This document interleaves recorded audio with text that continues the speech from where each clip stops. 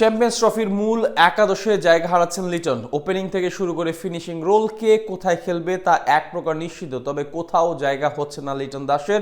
সাদা বলে তার বাজে পারফরমেন্সের কারণে এবার লিটনকে দল থেকেই দেয়া হতে পারে বিশ্রাম। এমনকি চ্যাম্পিয়ন্স ট্রফিতে পাকিস্তানের মাটিতে নাও থাকতে পারেন এই টাইগার ব্যাটার। তবে কেমন হতে পারে বৈশ্বিক এই আসরে বাংলাদেশ দল, সেটাই শুনবো প্রতিবেদনে। টিম কম্বিনেশন আর সাম্প্রতিক ফর্মের কাছে হার মানতে হলো লিটন কুমার দাসকে। সাদা বলে ব্যাট হাতে লিটনের জন্য এবছরটা কাটছে যেন বিভীষিকা হয়ে। 2 বছর আগেই টেস্ট ও ওয়ানডে দুই ফরম্যাটেই করেছিলেন দেশের হয়ে সর্বোচ্চ রান। তবে এখন এই সব কিছুই যেন সোনালী এক অতীত। বর্তমান সময়ে লিটন দিনকে দিন নিজেকে বানিয়ে ফেলছেন জাতীয় দলের বোঝা, হোক সেটা ওয়ানডে কিংবা হোক টি20। সাদা বলে খেলা মানেই লিটনের কপালে দুশ্চিন্তার ভাঁজ। এবছর ওয়ানডেতে 5 ম্যাচ খেলা লিটন 0 রানেই বিদায় নিয়েছেন 3 বার। বাকি 2 ম্যাচে রান করেছেন মাত্র 6। এমন পরিস্থিতিতে চ্যাম্পিয়ন্স ট্রফির দলে লিটনের না থাকাটা এক প্রকার নিশ্চিত। তবে লিটন না থাকলেও নিজেদের পারফরমেন্সে ঠিকই দলে জায়গা পাকাপোক্ত করে নিয়েছে সব তারকারা। চলুন তবে কারা থাকছে মূল একাদশে সেটাই আলোচনা করা যাক।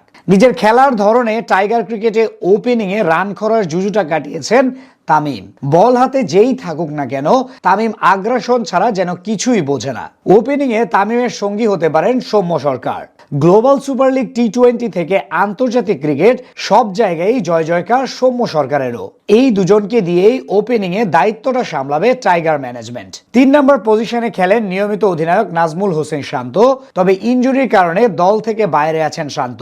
চ্যাম্পিয়ন্স ট্রফির আগে যদি পুরোপুরি ফিট হয়ে যান বাংলার নিয়মিত এই অধিনায়ক, তাহলে তার জন্যই বরাদ্দ থাকবে দলের 3 নম্বর পজিশন।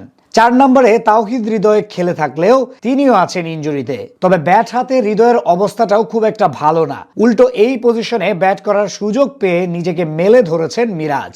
তাই দলের প্রয়োজনে মিরাজ খেলতে পারেন এই পজিশনে। স্ট্যান্ড বাই হিসেবে থাকার সম্ভাবনা রয়েছে তাওহিদ হৃদয়ের। 5, 6, 7 নাম্বার পজিশনটা যথাক্রমে নিজেদের করে নিয়েছে মুশফিকুর রহিম, মাহমুদুল্লাহ রিয়াদ ও জাকের আলী অনিক। মুশফিক ও রিয়াদের জন্য এটাই শেষ চ্যাম্পিয়ন্স ট্রফি। দুজনের অভিজ্ঞতাটা কাজে লাগাতে চাইবে বাংলাদেশ দল।